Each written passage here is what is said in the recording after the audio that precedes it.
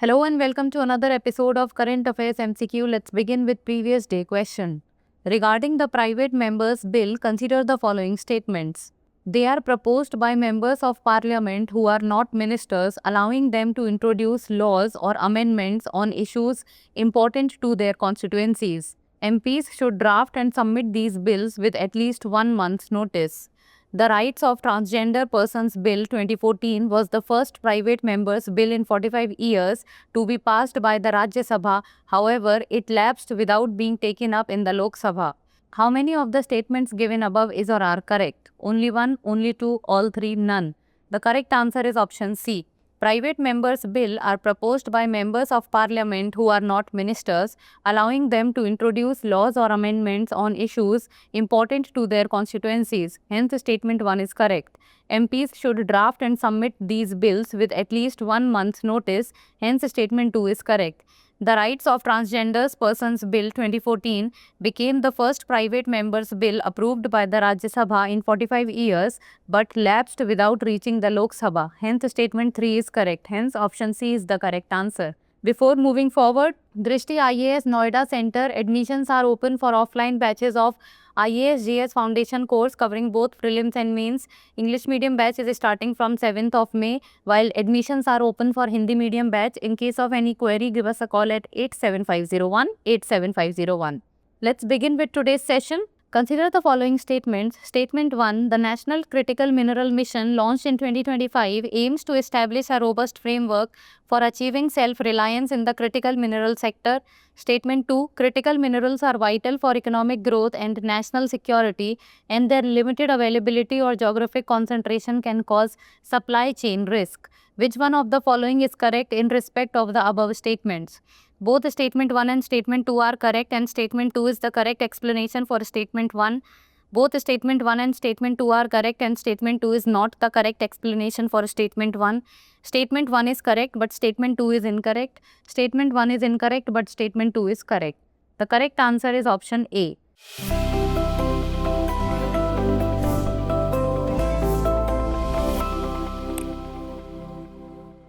The government launched the National Critical Mineral Mission in 2025 to establish a robust framework for self-reliance in the critical mineral sector. Hence, statement 1 is correct. Critical minerals are essential for a country's economic development and national security, and their lack of availability or concentration in a few geographical locations can lead to supply chain vulnerabilities.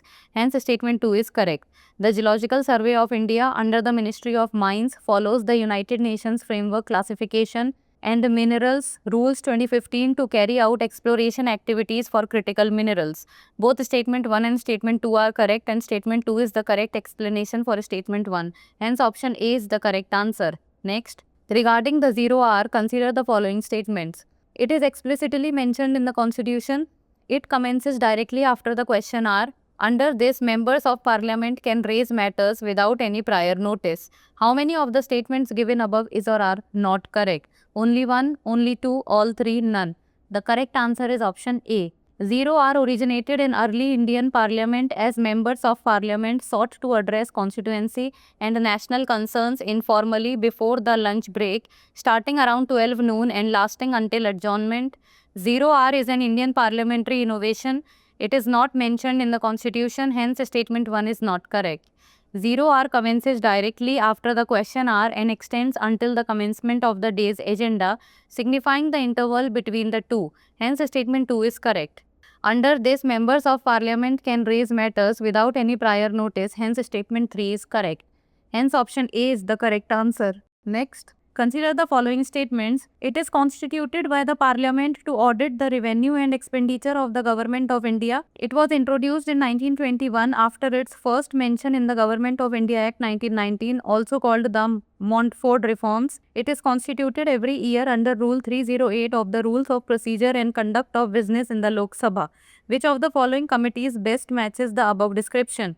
Committee on Public Undertakings, Public Accounts Committee, Estimates Committee, or Committee on Subordinate Legislation? The correct answer is option B. The Public Accounts Committee is a committee of selected members of Parliament constituted by the Parliament of India to audit the revenue and expenditure of the Government of India. The PAC was introduced in 1921 after its first mention in the Government of India Act 1919, also called the Montfort Reforms. It is constituted every year under the Rule 308 of the Rules of Procedure and Conduct of Business in the Lok Sabha. The chairman of the committee is appointed by the Speaker of Lok Sabha, hence option B is the correct answer. Next, which of the following countries shares a border with Ukraine? Poland, Slovakia, Hungary or Romania? Select the correct answer using the code given below. 1 and 4 only, 2 and 3 only, 4 only, 1, 2, 3 and 4. The correct answer is option D. Ukraine is located in Eastern Europe, the second largest on the continent after Russia. Ukraine shares the border with 7 other countries: Poland, Slovakia, Hungary, Romania, Moldova, Russia and Belarus. Kyiv, the capital of Ukraine, is located on the Dnieper River in the north-central part of the country, hence option D is the correct answer. Next, consider the following statements. The production approach estimates gross domestic product by summing value added across the country's primary, secondary and tertiary sectors.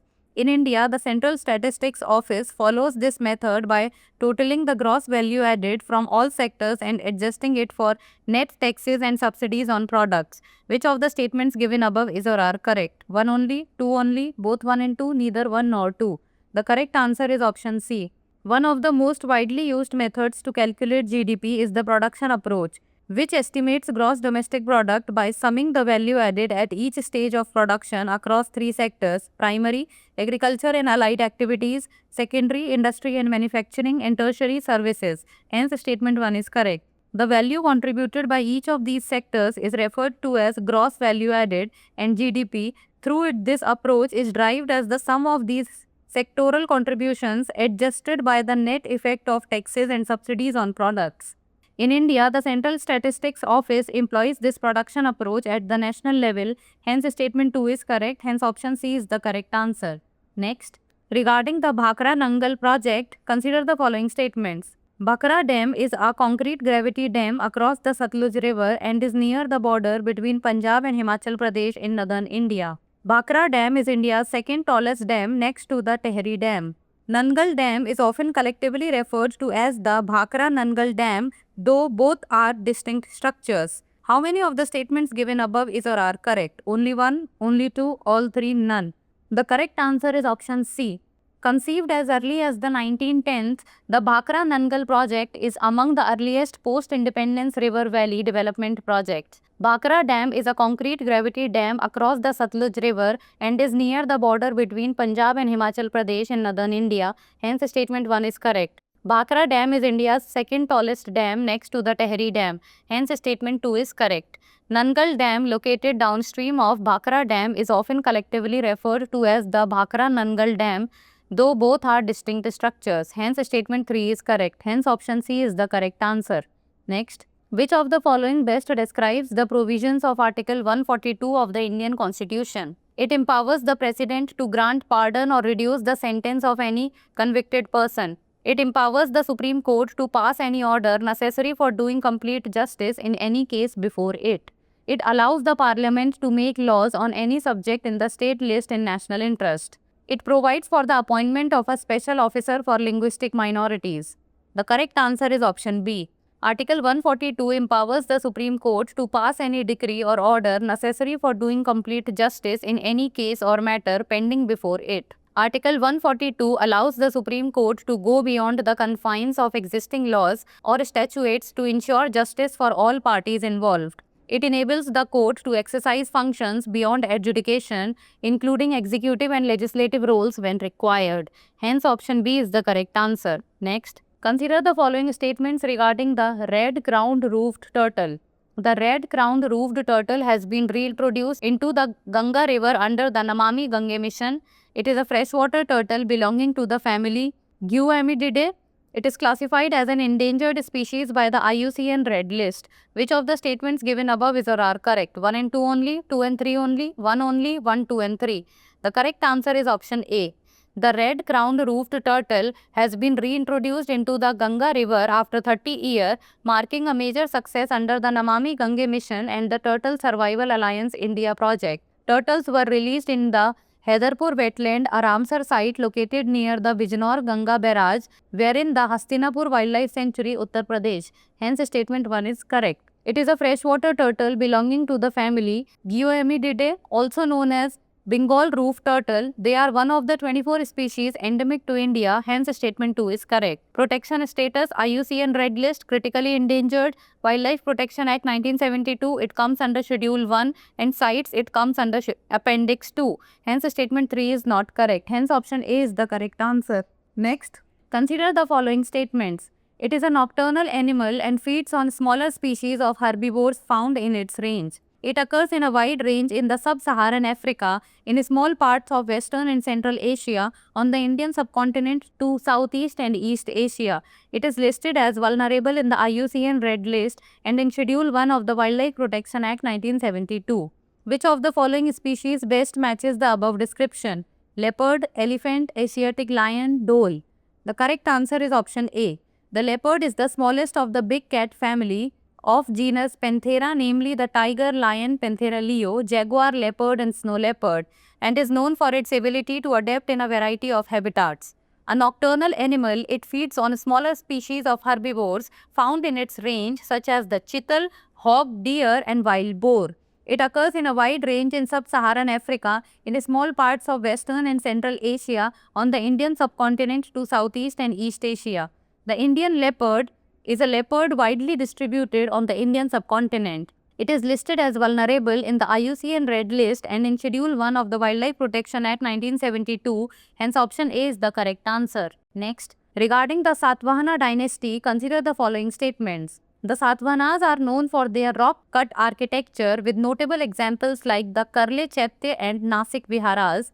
The Amravati Stupa was constructed during the Satvahana period. The official language of the Satvahanas was Prakrit and their inscriptions were written in the Brahmi script. How many of the statements given above is or are correct? Only 1, only 2, all 3, none. The correct answer is option B. The Satavahanas, 1st century BC to the early 3rd century AD, succeeded the Mauryas in the Deccan and central India, with early rule centered in North Maharashtra, Upper Godavari Valley and later expanding to Karnataka and Andhra. The Satavahanas are known for their rock-cut architecture with notable examples like the Karle Chaitya and Nasik Viharas. Hence, statement 1 is correct. The Amravati Stupa was reconstructed during the Satvahana period, featuring intricate sculptures of the Buddha's life. Hence, statement 2 is not correct. The official language of the Satvahanas was Prakrit and their inscriptions were written in the Brahmi script. Hence, statement 3 is correct. Hence, option B is the correct answer. Now, it's time for the practice question. Consider the following statements regarding the red admiral butterfly. It has been sighted for the first time in India's Dhauladhar mountain range in Himachal Pradesh.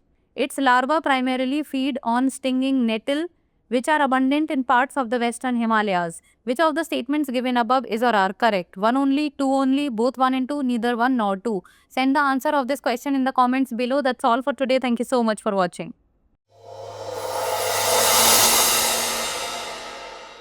For more informative content, like, share and subscribe, and do not forget to press the bell icon to get the notifications.